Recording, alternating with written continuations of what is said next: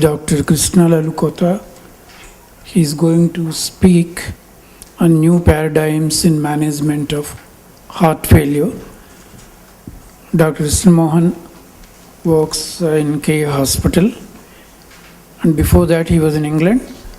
He worked in a heart failure clinic. He has considerable experience in running a heart failure clinic and management of heart failure patients, particularly with devices. So he is going to speak to you about the management of heart failure and what are the new methodologies, new devices, and what is there in future for management of heart failure. Good afternoon, everyone. It's 15 minutes is a short time to go through heart failure, as Sir was rightly saying. Heart failure is not picked up very well in India as yet compared to the West. Just to give a brief introduction, and in time with this conference, actually, the latest guidance from the ACC/HF for the heart failure management has just come up a month ago. So most of my slides have adopted last minute change, but I tried to run through in 15 minutes. So if you have any questions, we will discuss those later on. I'm available to talk through those.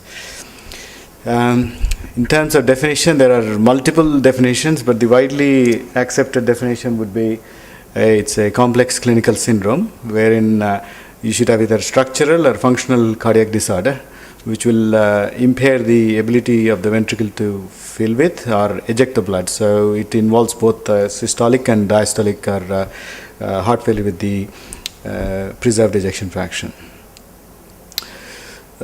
We don't have any particular assessment of problem in India, but compared to the West, it's about 1 to 2% of the adult population, and it's over 10% when they reach age of 70. So if we put it to the Indian scenario, probably we have to cut down the age by 10 years or so. We age a little bit sooner. And then out of which 50% tend to be heart failure with the reduced ejection fraction or the systolic dysfunction. And 2/3 of those patients would be suffering from coronary artery disease or hypertension, diabetes, and then rest of them are the rest of the third are usually post-viral alcohol excess or post-chemotherapy, idiopathic, etc. So post-viral is somewhat under diagnosed around here in my previous 7 or 8 months experience.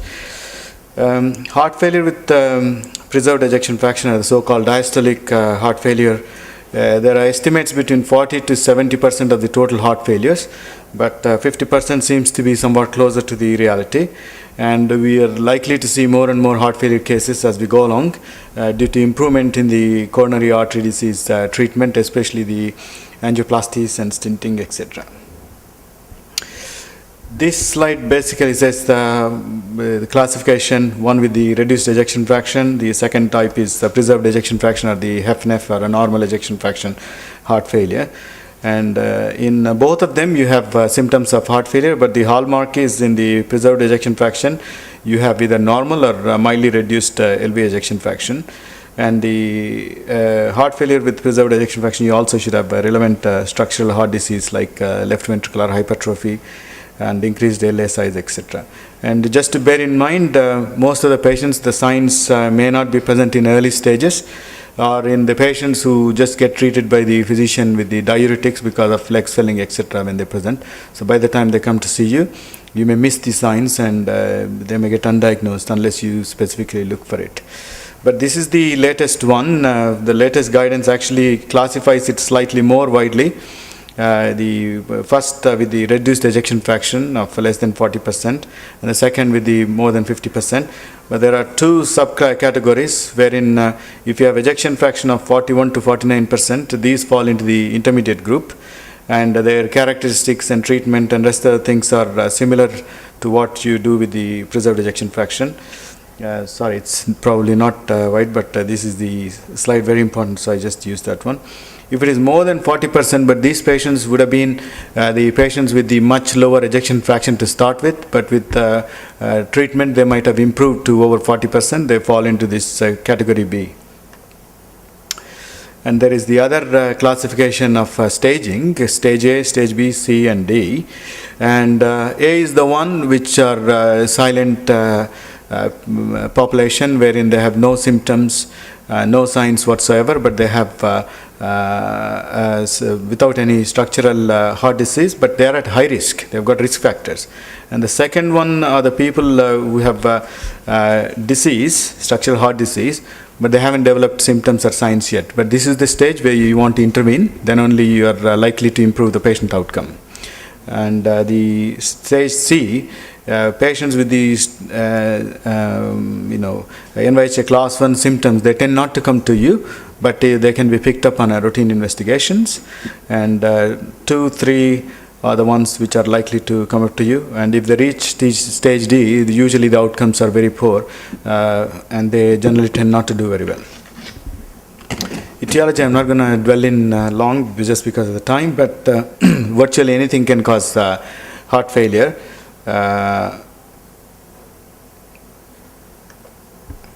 And the symptoms, again, just to put a slide in to see what typical symptoms you need to worry about heart failure. And then I put another slide just to say some patients may have only these things. Just to bear in mind, if you have a suspicion of heart failure and if they're complaining of nocturnal cough alone, it's best to just go through and see whether they have heart failure. And they can have elderly patients especially, they can be just confused, depressed. And again, if they have weight gain, unexplained weight gain, that's one of the things to look at. Signs, the more specific ones like JVP, raise or hepatojugular reflex, gallop, these are all quite specific. And cardiac murmurs, valvular heart disease leading to the heart failure. And then less specific signs which can be due to other causes as well. And what I've come up now to is to just what is the bare minimum you need to do if you are suspecting heart failure. Minimum is ECG as a first line investigation, because if you are seeing somebody with a suspected heart failure in your ER or a casualty, and if they have a normal ECG, the likelihood of them having heart failure is very, very low. So less than 2% of the patients with acute heart failure have a normal ECG. So then you can be a little bit more relaxed. But in a clinic, even 10 to 14% can have a normal ECG despite having heart failure. And then echocardiogram is the second most important test. I will show the next slide, the indication of the class. And then in selected groups based on the etiology, once you have come to the conclusion of the heart failure, you may need specialized investigations. But in terms of blood tests, the most specific test would be BNP or NT-proBNP. And these are the recommendations, the latest ones, wherein natriuretic peptides in ambulatory acute heart failure, for a diagnosis or exclusion of heart failure, the BNP is indicated and the level of evidence is A, that means very strongly recommended. And in prognosticating, once you have a diagnosis, again, natriuretic peptides are very helpful, especially if they have very high levels, generally tend to have slightly poorer prognosis. And to guide your guideline directed medical therapy, again, natriuretic peptides are very helpful. And for acutely decompensated heart failure guidance, it's slightly lower class of indication. And biomarkers like troponins and all are also helpful, especially to stratify the risk in acute or ambulatory settings, both of them. Non-invasive imaging, as I said before, chest X-ray is actually again class 1 indication, and most of the patients who walk through ER tend not to have chest X-ray, but that is one of the things which everybody must have, both in acute and chronic setting. And a 2-dimensional echocardiogram again is the class 1 indication in all heart failure patients. And repeated measurements of ejection fraction by echocardiography again is necessary, especially if you see a patient who has been quite stable and suddenly there is change in his circumstances in terms of signs or symptoms. Again, that is an indication for repeating the echocardiogram. And if you have myocardial ischemia, and to look for the viability, again non-invasive imaging can be used with the class 2. But where definitely there is no benefit is the routine or repeat measurement of LV function. It's definitely not indicated, as I said, unless there is any change of circumstances. There are a lot more, these are all, apologies. There are a lot more other recommendations, but generally invasive indication. The pulmonary pressures need not be routinely monitored. So this is the latest guidance. And once you come up to the conclusion, now the management, this is the important bit. The aim of your management should be directed at relieving the symptoms and also improving the signs. Like if patient has got edematous legs, it's very uncomfortable for them to walk, and then it decreases the quality of life. And also your aim of management should include the aim to prevent hospital admissions, not only for other reasons of being uncomfortable, they are quite expensive as well, and also trying to improve the survival.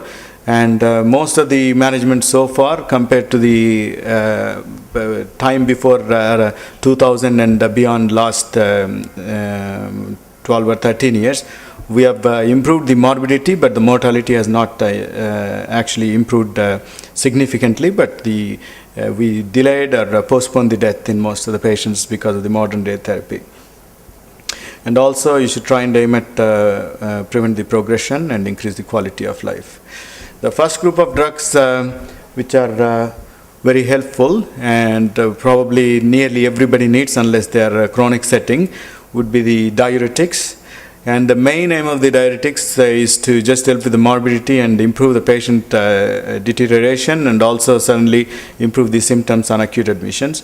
And the main aim to just achieve and maintain the euvolemia. So you give diuretics as much as necessary initially until you get to the lowest possible weight, and then try and stabilize the patients with the lowest possible dose of the diuretics. And several groups of drugs available.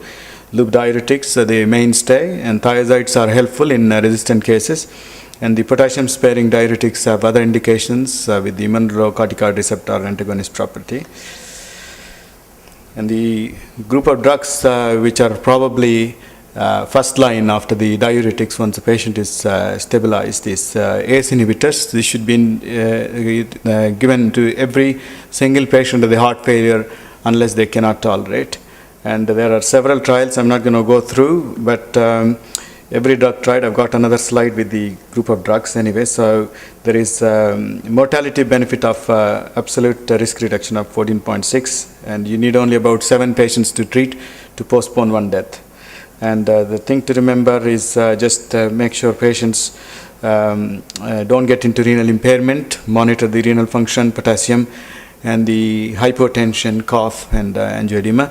And the patients who cannot tolerate ACE inhibitors on the first case, they tend to do worse. So this is another prognosticating drug. And small doses need to be started. The most important thing to remember is if the patient come into the casualty on beta blocker with acute decompensation, and if he is not in cardiogenic shock, you please carry on with the drug. If they are in a cardiogenic shock or hypertensive, then you should stop. Otherwise, the drug can be carried on. And even in the cases where you stopped, you should try and reinstate at least a smaller dose of beta blocker before discharge. And the best way to start would be very small dose and up titrate every 2 to 4 weeks, ever so slowly. And always initiate in the hospital. And the mineralocorticoid receptor antagonists are used widely, and by the time these drugs are started, most of the patients are already been on ACE inhibitors, but they were not on beta blockers, but they have shown significant benefit, and even the newer trials with the eplerenone have shown significant benefit despite being on beta blockers. And there are other trials proven the ARB benefit. Shift not so long ago have shown the benefit of ivabradine in heart failure patients. Digoxin tend to have a reduction in hospitalization benefit, but not much morbidity or mortality benefit. Hydralazine isosorbate dinitrate has shown benefit in black population, but that can be extrapolated to the Indian population because certainly that seems to be the case in here. And omega-3 polyunsaturated fatty acids have been intermediate, or certainly, if you ask me, I don't think they have got any role in heart failure management. And the drugs which are generally used but have no benefit unless they have got other indications are the statins, unless you got coronary disease concomitantly.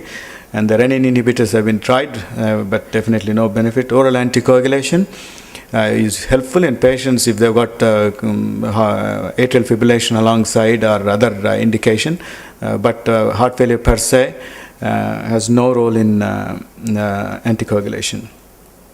There are a few groups of drugs which are harmful, like glitazones or thiazolidinediones, and most of the calcium channel blockers except amlodipine and felodipine, and NSAIDs and COX-2 inhibitors should be avoided.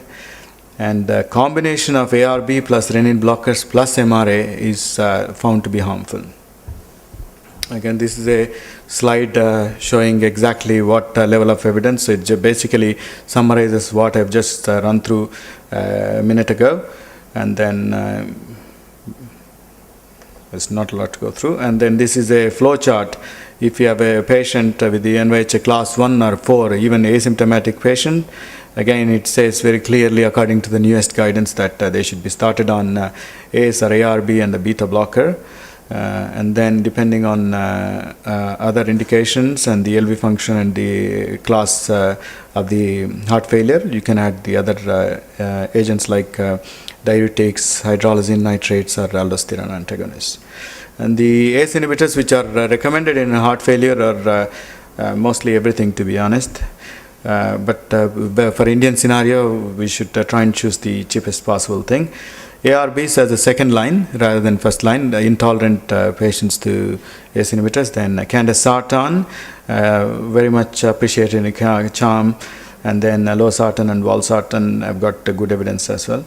And then aldosterone antagonists, either spironolactone or leplerenone. Choose spironolactone unless patient has got gynecomastia sort of thing.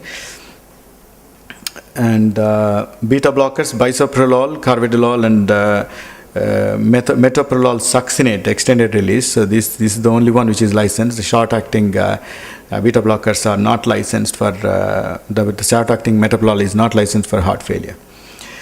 And hydralazine, again, you can do the combination drug or on their own, but 3 times a day. And the diuretics, again, as I said before, is a class 1 recommendation only in patients with the fluid retention. Just the summarizing of the points which I just went through, so I'm just going to run through quickly just for the sake of time. And again here, if you look at the red box, the third from the bottom, anticoagulation is not recommended in patients with a chronic heart failure with reduced ejection fraction without AF, prior thromboembolic event or a cardioembolic source. And then again, statins not beneficial as adjunctive therapy when prescribed solely for the heart failure. Again, this is the important slide in my view. Nutritional supplements are very commonly used in here, and they have no role. Probably they may harm. And the hormonal therapies, other than replete, the other tend to replace where there are deficiencies. They have got no role. And any drug, if you feel it can affect the heart failure, must be avoided. And the long-term use of infusion of a positive inotropic drug is also not recommended, and that may be harmful except as a palliation if you got left with nothing else, and then that's some scenario where you can use it. And calcium channel blockers, as I said, must not be used as a routine. And this is the benefits which I've already gone through. And treatment of heart failure with preserved heart ejection fraction, the diastolic heart failure, still very undertreated because we haven't got a lot of evidence-based therapy for it. And the only thing which they recommended as a class 1 is the systolic and diastolic blood pressure should be controlled very well according to published and practice guidelines so far of any association, as a matter of fact. And diuretics should be used for relief of symptoms due to volume overload alone, but otherwise cannot be routinely prescribed. And coronary revascularization with the coronary artery disease, in whom angina or there is a demonstrable ischemia present despite what you are using the medication, then there you can use it. But the nutritional supplements again here are not recommended. Once we went through the medication, and if the still patient have a lot of symptoms, then you can think about non-surgical devices. And the secondary prevention is for the patients who survived a cardiac arrest, or they have had a sustained symptomatic ventricular arrhythmia which has been treated by medication. I think that's where the non-surgical device like ICD is indicated as a life-saving measure, because about 50% of the patients with the heart failure die of arrhythmias, and the 50% other one die of pump failure eventually. And then they should have at least life expectancy of more than 1 year, and any ejection fraction but lower than expected, and good functional status, and they actually can be offered ICD. Again, it's very expensive therapy. And prevention of sudden cardiac death is one of the important goals in heart failure. There are some primary prevention trials as well, like SCADEFT, and in that particular trial, non-ischemic heart failure, I think they found not a lot of benefit. And patients with lower ejection fraction after MI within the first 40 days, it's not recommended, although some patients do die, but there's no significant benefit. So you have to wait at least for about 6 weeks before you think of offering ICD in these patients.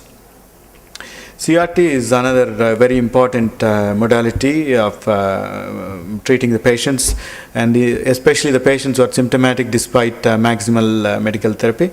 And if they have got good functional status of and expected life of more than 1 year, then they do qualify for CRT if they have a QRS duration of more than 150 milliseconds and a left bundle branch plaque pattern, which is most favorable, and they should be in sinus rhythm, and this group of patients tend to get the most benefit. There are other things like AF, right bundle branch block, IVCD. They are less likely to help. They're likely to be non-responders, and they all have to be on maximum medical therapy or maximum tolerated medical therapy before you consider CRT. And there are several trials like Companion, Care HF, etc. So I'm not going to dwell through that. And then other trials like MEDIT, RAFT, and again, as I said, CRT more than 150 with the left bundle has the most benefit. AF, MUSTIC has shown an insignificant benefit. Again, this is a slide which is available online to just go through a flow chart wherein CRT are indicated. And then again, a class of indications for the device therapy. Sorry, I just will go through. And this is another thing. Fluid restriction is something which most of us do, but this is a class 2A indication, and it's only reasonable in patients with the hyponatremia and also in stage D where they are unresponsive. Otherwise, generally it is not recommended. Inotropic support seems to be another common thing where patients get admitted frequently for inotropic therapy. Again, this is not reasonable unless they have hypotension and the patient is in shock, or if you are trying to get a patient to bridge to the left ventricular assist device or cardiac transplantation. But a short-term, continuous or intermittent therapy is not recommended. And then long-term use of either continuous or intermittent is actually potentially harmful according to the latest guidance. And if the patient's blood pressure is good, you can use the drugs like nitroglycerin, nitroprusside, or neseritide, but obviously they have to have significantly good blood pressure and maintaining it on the therapy. Again, venous thromboembolism prophylaxis is actually recommended whilst they are in the hospital. this group of drugs basically trialed for the acute decompensated heart failure, but they found to have short-term benefit and also improvement in the sodium. So this can be considered in patients in acute stage where they are resistant to the normal therapy, but just a point of caution, it can cause liver injury, especially in patients who already have some amount of liver impairment. Okay, so just run through this. We went through all these points already, so I'm just gonna just flick through this. Mechanical circulatory support is another thing in patients in stage D or advanced heart failure. And also again, you need to consider this only where you are thinking about higher treatment, and if you are thinking about only palliation, this is not indicated. And renal replacement therapy is another newer thing in the latest guidance. Ultrafiltration is to be considered or may be considered as a class 2B indication in patients who are resistant to the medical therapy, and also if they have got some response but not a significant response. And then you can use things like intra-aortic balloon pump, and then EECP has been tried with some success, but definitely there is no significant benefit, and whatever benefit is found probably is secondary as a placebo effect. And there are other cardiomyoplasty techniques and rest of the things are tried. And then in a aneurysmal ventricle Batista surgery has been tried, but these are all have limited value or no value, to be perfectly honest. But the things which certainly will help patient is the assist device. The left ventricular assist device, they are very expensive, but they can be used as a bridge to transplant or as a destination therapy on their own. And this is a little picture of assist device, and then you have tried all these things, and despite that you have a patient who's young, and if life expectancy is less than a year, and is being tried with everything including devices, or a younger patient, so you can't have anything more, and then end stage heart failure, or if the patient with heart failure with life-threatening arrhythmias despite treatment, then you need to consider cardiac transplantation. And patients with a significant pulmonary arterial hypertension are excluded because they tend not to do very well and they can't have transplant. And again, it's a class 1C indication, and especially the patients who are under the age of 50. The things which are slightly ignored, if I'm not wrong, is the rehabilitation in most of the hospitals. I think some hospitals do very well with the rehabilitation, and most of them include the lifestyle modification. Just like, if a patient lives on the second floor of an apartment block, this patient is stuck, because unless you tell them to just move down somewhere, otherwise he's going to stay because he's scared to get down, because he can't go back up unless somebody is going to lift him up physically. So those sort of things, so just need to guide them through the process. And then obviously a person who's been very well cannot do a lot of things. These tend to get depressed, so get him a good psychologist or a psychiatrist, and give them some helping aids to mobilize, help at home if they've got not much. And the counseling is very important every time. Heart failure specialist is able to spend significant amount of time with the patient, because they like to hear that they're going to get slightly better. And then terminal care is the paramount important thing, because you will know that this patient is going to die during this admission, and if you tell them, at least if they have to write a will or something, you're actually doing them a lot of favor. And also family, if they know, they can prepare for the things, whatever is necessary, and they can decide when to pull off things. And if you can arrange things quickly, all those things generally do them a lot of good, because these patients tend to come into the hospital several times. They know you very well, and whatever little help you can offer them is going to be very helpful. So just a little slide, which just basically says that it's a multi-pronged approach. It's very difficult to manage a heart failure patient, and you need help of a lot of your friends around. Thank you.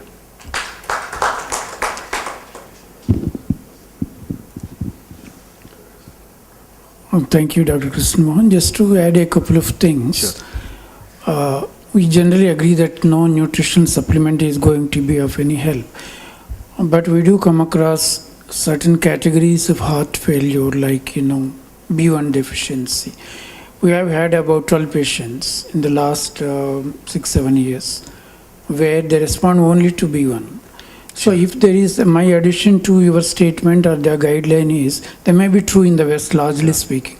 But in this country we do have deficiency of B1 and vitamin D deficiency and calcium deficiency, which can contribute to heart failure, which may in fact be the cause of heart failure. Then just replacing them is a treatment enough. Or sometimes a carnitine. So largely what he's saying is right, but then you have to keep in mind in this country some of these deficiencies which can be in fact cured. This may be heart failure which can be cured. And now, as you know, that we have been running a heart failure clinic abroad. They haven't become reality in this country, but slowly we are catching up, like you are trying to organize a heart failure clinic in our hospital. Sure. So that is going to be a great boon for the heart failure patients, and they now have remote monitoring. So a patient need not come to the hospital at all. Now we have the technology available where they can be monitored with the patient at home, and your central station heart failure clinic, you can monitor them electronically. Similarly, you can check their ICDs, you can check their biventricular pacing remotely. So the technology is making things so much easier. And add to that, now you have heart failure nurses, Yes, sir. nurse clinicians who look after the heart failure patients. The doctor only comes into the picture when the nurse wants any help. But otherwise, most of the time in Europe, I think they are managed by the heart failure nurses. Yeah. Then a few other things which are happening elsewhere, not in this country, are open access ultrasound systems. Like you have open access ultrasound echocardiography equipment in a town. So any clinician can refer a patient there. Any patient can go there and get an echocardiogram done. Another thing is that has come about last 3-4 years is just check the IVC. No detailed heart failure evaluation is required for the follow-up. Initial evaluation, yes, total echo study. But for the follow-up, just look at the IVC. If the inferior vena cava is normally collapsing on inspiration, you are on good decongestive therapy. So simple short formula. So some of those things are under practice now abroad. And Dr. Krishnamohan is one of those who has a lot of passion in heart failure. He is trying to organize some of these things with us. So we do hope that he will be successful in the next few months to come. Thank you very much. If there are any questions, you are free to ask. I agree with you, sir, about the timing, because I've actually happened to see one of them during my stay. Yes, sir. Thank you. Good evening, sir. Yeah. So, there is any role of coenzyme Q which are giving frequently in the Indian scenarios? At the moment, as you would have seen, even according to the latest guidance, there is no role of coenzyme Q. But in the future, we may have a role, but at the moment, definitely there is no role. Sir, is Somebody is claiming that the high doses of 4Q is improving the ejection fraction. Are there any studies there claiming? No, I mean, like, I'm not aware of anything which is conclusively showing that any improvement. But at the moment, I personally don't use it, so obviously I can't recommend that to you. sir, Now, those are not part of any international recommendation, either European Society or WHO or American Society or heart failure societies. They don't figure in them at all. I think they are all basically industry-driven indications. sir, no question. Okay, sir. Sir, Yeah. there is any role of rapid distillation versus dopamine? Which drug when we have to start?